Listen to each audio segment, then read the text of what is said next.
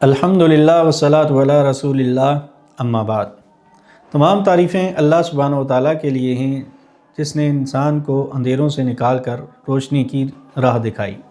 سامعین محترم، آج 28ویں پارے کا خلاصہ لے کر آپ حضرات کے سامنے اس امید کے ساتھ حاضر ہوں کہ میں اور آپ اللہ کے اس پیغام پہ عمل کرنے کی پوری کوشش کریں گے۔ 28ویں پارے میں پہلے سورۃ المجادلہ ہے اور اس کی ابتدا ایک واقعے سے ہوتی ہے۔ حضرت اوس بن صامت رضی اللہ تعالیٰ عنہ نے اپنی بیوی سے اظہار کیا حضرت خولہ رضی اللہ تعالیٰ عنہ سے، تو حضرت خولہ اللہ کے نبی صلی اللہ علیہ وسلم کے پاس تشریف لے گئیں اور اس کا حکم پوچھا۔ تو چونکہ اس وقت اظہار کا حکم ابھی نازل نہیں ہوا تھا تو اللہ کے نبی صلی اللہ علیہ وسلم نے جواب نہیں دیا۔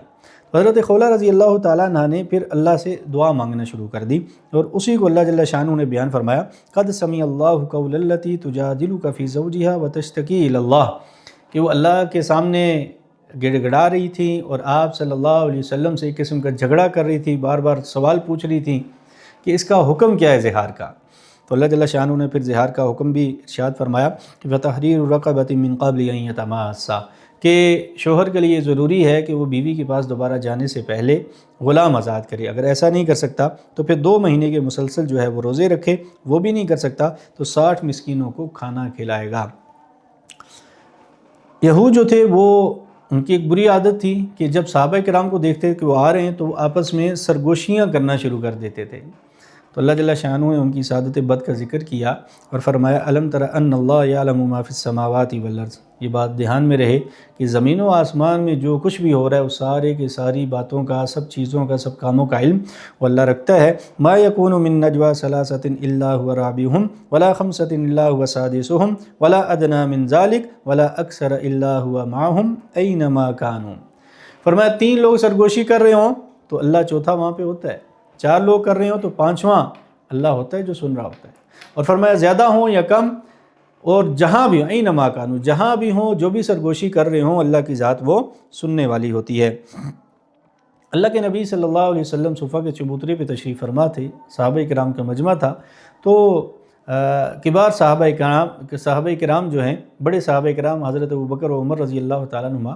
اس طرح کے صحابہ کرام تشریف لائے۔ تو اللہ کے نبی صلی اللہ علیہ وسلم نے فرمایا کہ جو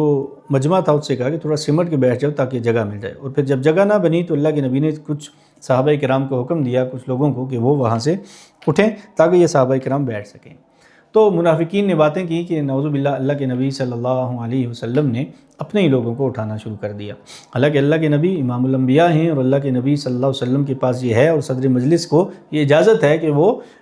کسی معزز شخصیت کو، بڑی شخصیت کو بٹھانے کے لیے جگہ بنا سکتا ہے۔ تو اس کا ذکر کیا گیا، اے ایمان والو، جب تم سے کہا جائے کہ مجلس میں تھوڑی وسعت پیدا کرو تو وسعت پیدا کر لیا کرو، یفصح اللہ لکم، اللہ تمہارے لیے وسعت پیدا کر دے گا۔ تو یہ ایک آسان الفاظ میں اس کو یوں تعبیر کیا جائے موجودہ زمانے میں کہ اگر ہم لوگوں کے لیے آسانیاں پیدا کریں گے تو اللہ ہمارے لیے آسانیاں پیدا کریں گے۔ تو قرآن کریم کا یہ حکم ہے، اس پہ ہمیں عمل کرنا چاہیے، لوگوں کے لیے ہم آسانیاں پیدا کریں، مشکلات پیدا نہ کریں۔ اور فرمایا کچھ لوگ جو ہیں وہ صاحب ایمان ہوتے ہیں اور والذین اوتوا العلم درجات، اور اسی طرح کچھ لوگ ان کے علم کی وجہ سے، ان کے ایمان کی وجہ سے درجات بلند ہوتے ہیں، جن کو اللہ کے نبی صلی اللہ علیہ وسلم زیادہ مقام اور مرتبہ اور زیادہ جو ہے وہ اہمیت دیتے ہیں۔ اس سورہ مبارکہ کے آخر میں فرمایا لا تجد قوما یؤمنون باللہ والیوم الآخر یوادون من حاد اللہ ورسولہ ولو کانوا آباءهم او ابناءهم، یہ آگے رشتوں کا ذکر کیا گیا کہ جو صاحب ایمان لوگ ہیں وہ ان لوگوں سے حقیقی دلی محبت مودت نہیں رکھ سکتے جو اللہ اور اس کے رسول کے مقابلے میں آ جائیں، اللہ اور اس کے رسول سے دشمنی کرنے والے ہوں۔ پھر فرمایا چاہے وہ ان کے آبا ہوں، چاہے ان کے بیٹے ہوں، چاہے ان کے بھائی ہوں، یا ان کے دیگر قبیلے والے لوگ ہوں، فرمایا وہ لوگ صرف اور صرف اللہ اور اس کے رسول سے محبت کرتے ہیں، اور اللہ اور اس کے رسول سے جو عداوت رکھے، دشمنی رکھے، وہ چاہے ان کا باپ، بیٹا، بھائی، رشتہ دار کیوں نہ ہو، اس سے مخالفت کرتے ہیں۔ فرمایا ایسے لوگ جو ہوتے ہیں اولئک کتب فی قلوبہم الایمان، اللہ جل شانہ نے ایسے لوگوں کے دلوں پہ ایمان کو لکھ دیا، اور وہ صحابہ کرام رضوان اللہ تعالیٰ مجمعین تھے۔ بدر میں دیکھ لیں صحابہ کرام کہ اس طرف وہ اللہ کے نبی کے ساتھ کھڑے ہیں اور سامنے مقابلے میں کسی کا بھائی آیا ہوا ہے، کسی کا باپ آیا ہوا ہے، کسی کا چچا زاد آیا ہوا ہے، کسی کا ماموں آیا ہوا ہے، لیکن اس کے باوجود ان صحابہ کرام نے اللہ کے نبی صلی اللہ علیہ وسلم کا ساتھ نہیں چھوڑا۔ فرمایا اولئک حزب اللہ، یہی اللہ کا گروہ ہے، اللہ کی فوج ہے، اللہ کی جماعت ہے۔ الا ان حزب اللہ هم المفلحون، اور جو اللہ کا گروہ ہے، اللہ کی جماعت ہے، صحابہ کرام ہیں، ان کے نقش قدم پہ چلنے والے ہیں، وہی لوگ جو ہیں وہ کامیاب ہیں۔ اس سے آگے سورۃ الحشر ہے، اور اس میں ابتداً بنو نذیر کا واقعہ ذکر ہے۔ اللہ کے نبی صلی اللہ علیہ وسلم جب مدینہ تشریف لے کر آئے تو یہود کے ساتھ معاہدات کیے، ان کے ساتھ ایگریمنٹ ہوئے کہ مدینہ کا دفاع کیا جائے گا، اور آپس میں ایک دوسرے کے ساتھ جو ہے وہ لڑائی نہیں کی جائے گی اور مخالفت نہیں کی جائے گی، امن و امان کے ساتھ رہا جائے گا۔ لیکن بنو نذیر جو ہے ان کے ساتھ جب اللہ کے نبی صلی اللہ علیہ وسلم معاہدہ لکھنے کے لیے گئے تو انہوں نے یہ سازش کی کہ نعوذ باللہ نبی کریم صلی اللہ علیہ وسلم کو شہید کر دیا جائے۔ تو فوراً جبرائیل امین تشریف لائے، اللہ کے نبی وہاں سے اٹھ کے تشریف لے آئے، اور پھر اللہ کے حکم سے صحابہ کرام نے، اللہ کے نبی نے ان کا محاصرہ کیا۔ چونکہ وہ لوگ بزدل تھے، مقابلہ تو نہیں کر سکتے تھے، انہوں نے پھر ہتھیار جو ہیں وہ پھینک دیے، تو ان کی زمینیں جو ہیں وہ مسلمانوں کے پاس آ گئی۔ مال فے جو ہے آ گیا۔ مال فے وہ ہوتا ہے جو بغیر جنگ کے آ جائے، مال غنیمت تو وہ ہے جو مسلمان اور کفار کی لڑائی ہو، اور اس لڑائی کے نتیجے میں جو کفار کا اور مشرکین کا سامان حاصل ہو اسے مال غنیمت کہا جاتا ہے۔ اور جو مسلمانوں اور کفار کی جنگ نہ ہو بلکہ صرف محاصرہ ہوا، لڑائی کی نوبت نہیں آئی، اور پہلے ہی مشرکین نے، کفار نے، یہود نے وہ ہتھیار پھینک دیے، اسے مال فے کہا جاتا ہے۔ پھر اس مال فے کی جو تقسیم جو ہے اس کے بارے میں جو ہے وہ احکامات نازل ہوئے۔ اللہ کے نبی صلی اللہ علیہ وسلم کی خدمت میں کچھ مہمان آئے، تو اللہ کے نبی نے صحابہ سے کہا کہ کوئی اپنے گھر لے جائے ان مہمانوں کو، ان کا اکرام کرے۔ تو حضرت ابو طلحہ انصاری رضی اللہ تعالیٰ عنہ وہ ان مہاجر صحابہ کرام کو اپنے گھر لے گئے۔ جب گھر لے کر گئے تو انہوں نے دیکھا گھر میں تو کھانے کا اتنا سامان نہیں ہے کہ ان کا بھی پیٹ بھر سکے اور ہمارا بھی پیٹ بھر سکے، تو انہوں نے خود اپنے گھر والوں کو کھانا نہیں کھلایا، اور وہ جو مہمان مہاجر صحابہ کرام تھے ان کے سامنے کھانا رکھا، اور جو چراغ تھا وہ بھی انہوں نے بجھا دیا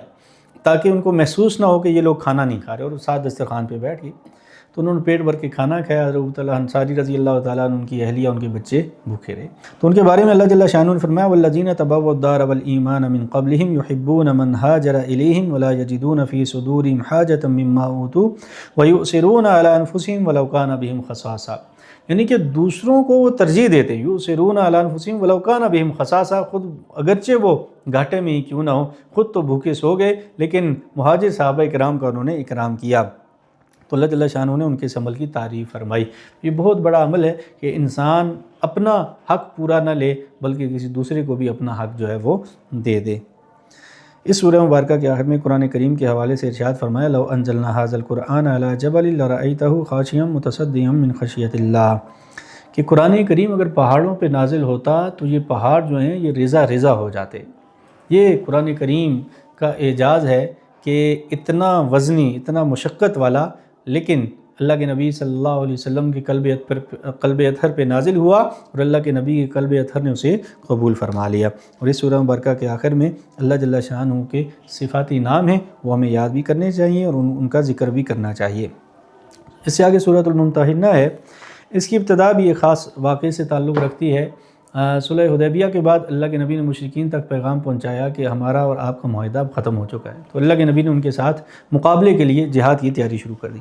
حضرت حاطب بن ابی بلتہ رضی اللہ تعالیٰ عنہ چونکہ مقامی مکہ کے باشندے نہیں تھے بلکہ کہیں سے ہجرت کر کے مکہ میں آئے ہوئے تھے اور پھر وہاں سے ہجرت کر کے مدینہ آئے تھے، تو انہوں نے ایک عورت کے ذریعے ایک خط بھیجا جس میں مشرکین کو یہ اطلاع دے دی گئی کہ مسلمان اب جنگ کے لیے تیاری کریں۔ حضرت حاطب بن ابی بلتہ رضی اللہ تعالیٰ عنہ کا یہ عمل اللہ جل شانہ کو پسند نہیں آیا۔ اللہ نے وحی کے ذریعے بتایا، وہ خط دوبارہ آیا، اس عورت کو پکڑا گیا، وہاں سے خط لایا گیا تو اللہ کے نبی کی مجلس میں پیش کیے گئے۔ تو حضرت عمر نے بھی بڑا سخت سٹانس لیا کہ ہم ان کو جو ہے وہ قتل کر دیتے ہیں، لیکن اللہ کے نبی نے معاف فرما دیا۔ فرمایا حاطب بن ابی بلتہ جو ہیں وہ بدری صحابہ میں سے ہیں، اور جو بدری صحابہ ہیں اللہ جل شانہ نے ان کے لیے معافی کا اعلان فرمایا ہوا ہے۔ اور حضرت حاطب بن ابی بلتہ نے بھی اپنا ایمان ظاہر کیا کہ اللہ کے نبی میں پکا اور سچا مسلمان ہوں۔ میرے ذہن میں یہ بات تھی چونکہ آپ تمام جتنے بھی مہاجر صحابہ کرام ہیں ان کے رشتہ دار، اعزاء اقربا وہاں موجود ہیں، تو میں مکہ کا باشندہ نہیں تھا، تو میں نے کہا اللہ کے نبی کو فتح تو ہونی ہے کہ اللہ کے نبی نے ضرور غالب آنا ہے، تو میرا قریش مکہ کے اوپر یہ احسان ہو جائے گا کہ میں نے ان کو اطلاع دی، تو جب ہم حملہ کریں گے تو وہ میرے گھر والوں کو کوئی نقصان نہیں پہنچا سکیں گے۔ تو اللہ کے نبی نے بہرحال درگزر فرمایا، اللہ جل شانہ نے بھی معاف فرمایا۔ صلح حدیبیہ میں یہ شرط تھی کہ جب کوئی شخص مسلمان ہو کر مکہ سے مدینہ آئے گا اسے واپس لوٹا دیا جائے گا، لیکن کچھ عورتیں مسلمان ہو کر آ گئیں تو قرآن کریم کی آیت نازل ہوئی کہ ان عورتوں کو واپس نہیں لٹایا جائے گا، فَلَا تَرْجِعُوهُنَّ إِلَى الْكُفَّارِ، تو اللہ کے نبی صلی اللہ علیہ وسلم کو حکم دیا گیا ان کا امتحان لیں کہ وہ واقعی صاحب ایمان ہیں، انہیں وہاں مدینہ میں رکھا جائے، واپس عورتوں کو نہیں بھیجا جائے گا۔ اس سے آگے سورہ صف ہے، سورہ صف میں اللہ جل شانہ نے ان لوگوں کی تعریف کی ہے جو لوگ سیسا پلائی ہوئی دیوار بن جاتے ہیں اللہ کے راستے میں۔ فرمایا اللہ جل شانہ کو وہ لوگ بڑے محبوب ہیں، بڑے پسندیدہ ہیں اللہ کے، جو اللہ کے راستے میں قتال کرنے والے ہیں، صفاً کأنہم بنیان مرصوص، اور ان کی صفیں ایسی ہوتی ہیں جیسے سیسا پلائی ہوئی دیوار ہو کہ اس صف کو کوئی بھی کاٹ کر کے آگے نہ جا سکے۔ اللہ نے ایسے صاحب استقامت لوگوں کی تعریف کی ہے اور صحابہ کرام کی تعریف کی۔ فرمایا جو کفار اور مشرکین ہیں، یریدون لیطفئوا نور اللہ بافواہہم واللہ متم نورہ ولو کرہ الکافرون، کافروں کو اگرچہ اچھا نہ لگے لیکن یہ اللہ کے نور کو بجھا نہیں سکتے، جتنی مرضی پھونکے لگا لیں، جو سازشیں کر لیں، اللہ کے دین کو تو ہمیشہ غالب ہو کر ہی رہنا ہے۔ اس سے آگے سورۃ الجمعہ ہے، اللہ کے نبی صلی اللہ علیہ وسلم کی 4 ذمہ داریوں کا ذکر ہے۔ فرمایا اللہ جل شانہ نے اپنے پاک پیغمبر کو مبعوث فرمایا اور ان کا کام کیا ہے، ذمہ داریاں کیا ہیں، یتلو علیہم آیاتہ ویزکیہم ویعلمہم الکتاب والحکمہ، قرآن کریم کی تلاوت کو زیادہ سے زیادہ عام کیا جائے، اور تزکیہ اور کتاب کا علم اور حکمت، یہ 4 چیزیں اللہ کے نبی کی ذمہ داریاں تھیں۔ جو یہود تھے اللہ کے نبی کی نشانیاں بھی دیکھیں، اللہ کے نبی کو پہچان بھی لیا، اس کے باوجود ایمان نہیں لائے، تو اللہ نے ان کی مثال دی، مثل الذین حملوا التوراۃ، جنہوں کے پاس تورات ہے اس کے باوجود اللہ کے نبی پہ ایمان نہیں لاتے، کمثل الحمار یحمل اسفارا، تو اللہ نے فرمایا ان کی مثال ایسے ہی جیسے گدھے کے اوپر کتابیں لاد دی جائیں، تو گدھے پہ اوپر بھلے جتنی کتابیں لاد دی جائیں، گدھا ان کتابوں سے فائدہ حاصل نہیں کر سکتا، تو یہود نے بھی تورات کو تو لیا لیکن اس تورات سے فائدہ نہ اٹھا سکے۔ اس سورہ مبارکہ کے آخر میں جمعہ سے متعلق جو ہے وہ حکم دیا گیا کہ جب جمعہ کا خطبہ ہو وہ توجہ سے خشوع خضوع کے ساتھ خاموشی سے سنا جائے، جمعے کی نماز پڑھی جائے اور اس کے بعد اللہ کا فضل، اللہ کا رزق جو ہے وہ تلاش کیا جائے، تجارت کی جائے۔ اس سے آگے سورۃ المنافقون ہے، یہ بھی ایک خاص واقعے کے بعد نازل ہوئی۔ ایک غزوے سے واپسی پر ایک مہاجر اور ایک انصاری صحابی کی آپس میں لڑائی ہوئی، تو مہاجر نے مہاجرین کو بلایا، انصاری نے انصار کو بلایا، تو اللہ کے نبی کو جب اس بات کا علم ہوا تو اللہ کے نبی صلی اللہ علیہ وسلم نے تنبیہ فرمائی، صحابہ کرام کو معاملہ رفع دفع ہو گیا۔ اب صورتحال یہ بنی کہ وہاں پہ عبداللہ بن ابی بھی موجود تھا، اور اس نے یہ کیا کہ جو انصار صحابہ کرام تھے وہ آپس میں ایک مشورہ کر کے یہ باتیں پھیلانا شروع کر دیں کہ یہ مہاجرین جو ہیں یہ مکہ سے آئے ہوئے، باہر سے آئے ہوئے لوگ ہیں، اور انہوں نے ہم انصار کو بھی جو ہے وہ اب ہمارے ساتھ لڑائی کرنا شروع کر دی ہے۔ تو اس نے یہ باتیں کرنا شروع کر دی کہ جب ہم واپس جائیں گے تو ہم وہاں سے مہاجرین کو واپس جو ہے مکہ بھیج دیں گے، نکال دیں گے مدینہ سے۔ حضرت زید بن ارقم رضی اللہ تعالیٰ عنہ نے یہ بات سنی تو اللہ کے نبی صلی اللہ علیہ وسلم تک بات پہنچائی۔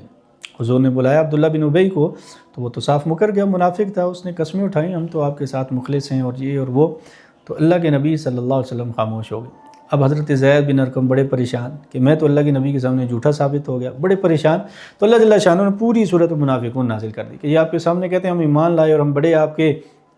ساتھ ہیں، بڑے آپ کے دل دادا ہیں، اور آپ کے حکم کی ہم جو ہے وہ نہیں کریں گے، روگردانی نہیں کریں گے، اور یہ آپ کے پاس ایسے بیٹھے ہوتے ہیں جیسے ان کے سروں پہ جو ہے وہ پرندے ہیں اور توجہ سے آپ کی بات سن رہے ہیں، حقیقت میں نہ یہ آپ کی بات سن رہے ہوتے ہیں، نہ آپ سے محبت کرتے ہیں، نہ آپ پہ یہ ایمان لاتے ہیں، اور اللہ یہ خوب جانتا ہے۔ اور اس کی وہ بات اللہ نے اس کا ذکر کیا، یقولون لا رجعنا الی المدینہ لیخرجن الاعز منها الاذل، کہ عبداللہ بن ابی منافق نے یہ بات کی تھی، زید بن ارقم سچے تھے کہ ہم جا کے نعوذ باللہ ذلیل لوگوں کو یہاں سے نکالیں گے۔ اللہ نے فرمایا مہاجر صحابہ کو ذلیل کہتا ہے یا کم ہمت کہتا ہے، کم مرتبے والا کہتا ہے؟ اللہ نے فرمایا وَلِلَّهِ الْعِزَّةُ وَلِرَسُولِهِ وَلِلْمُؤْمِنِينَ وَلَكِنَّ الْمُنَافِقِينَ لَا يَعْلَمُونَ، عزت تو ہے اللہ کی، اس کے رسول کی اور مومنین یعنی صحابہ کرام کی، اور ساتھ یہ بھی ارشاد فرما دیا وَلَكِنَّ الْمُنَافِقِينَ لَا يَعْلَمُونَ، یہ صحابہ کی عزت، مومنین کی عزت یہ منافقین کبھی بھی نہیں پہچان سکتا۔ اس سے آگے سورہ تغابن ہے، چونکہ لفظ تغابن آیا اس وجہ سے سورہ تغابن کہا جاتا ہے۔ اللہ نے فرمایا اللہ وہ ذات ہے جس نے تمہیں پیدا کیا، پھر تم میں سے کچھ مومن ہوگے کچھ کافر ہوگے، اللہ خوب جاننے والا ہے۔ حقیقت تو یہ ہے، ہونا تو یہ چاہیے کہ اللہ نے پیدا کیا سب کو تو سب کو ایمان لانا چاہیے، لیکن اللہ نے جب انسان کو اختیار دیا تو انسان نے اختیار کا غلط استعمال کیا اور اللہ کو ماننے کی بجائے اللہ کا انکار کر دیا۔ فرمایا قیامت والے دن یوم یجمعکم لیوم الجمع ذالک یوم التغابن، تغابن والے دن، قیامت والے دن اللہ جل شانہ سب کو جمع کر دیں گے۔ عجیب بات اللہ نے ارشاد فرمایا اے ایمان والو ان من ازواجکم و اولادکم عدو لکم فاحذروہم، فرمایا تمہاری اولاد اور تمہاری بیویاں تمہاری دشمن ہیں۔ حالانکہ انسان کی بیوی اور اولاد دشمن تو نہیں ہوتی، تو اس سے مراد وہ اولاد ہے، وہ بیویاں ہیں جو انسان کو اللہ اور اس کے رسول کے راستے سے ہٹاتی ہیں، جو حرام کی طرف لے کر جاتی ہیں شوہر کو، ناجائز کاموں کی طرف لے کر جاتی ہیں، پھر وہ پریشر میں آ کے شوہر جو ہے وہ ناجائز حرام رشوت سود ان چیزوں کی طرف نکل جاتا ہے۔ تو اس لیے جو بیوی ہوتی ہے اس کی بھی تربیت کرتے رہنا چاہیے، اولاد کی بھی تربیت کرتے رہنا چاہیے۔ قناعت بہت بڑی دولت ہے، بہت بڑی اللہ کی دی ہوئی نعمت ہے۔ قناعت پہ اپنے بچوں کو، اپنی بیوی کو لانا چاہیے۔ وہ قناعت یہ ہے کہ اللہ نے جو دیا اس پہ انسان راضی ہو جائے، یہی ہمارا نصیب ہے، یہی ہمارے لیے بہتر ہے، جو اللہ نے فیصلہ کیا ہمارے لیے وہ سب سے بہتر ہے، ہمیں اس پہ اللہ سے راضی رہنا چاہیے۔ اس سے آگے سورہ طلاق اور سورہ تحریم ہے۔ سورہ طلاق میں اللہ جل شانہ نے طلاق کے چند مسائل کا ذکر کیا،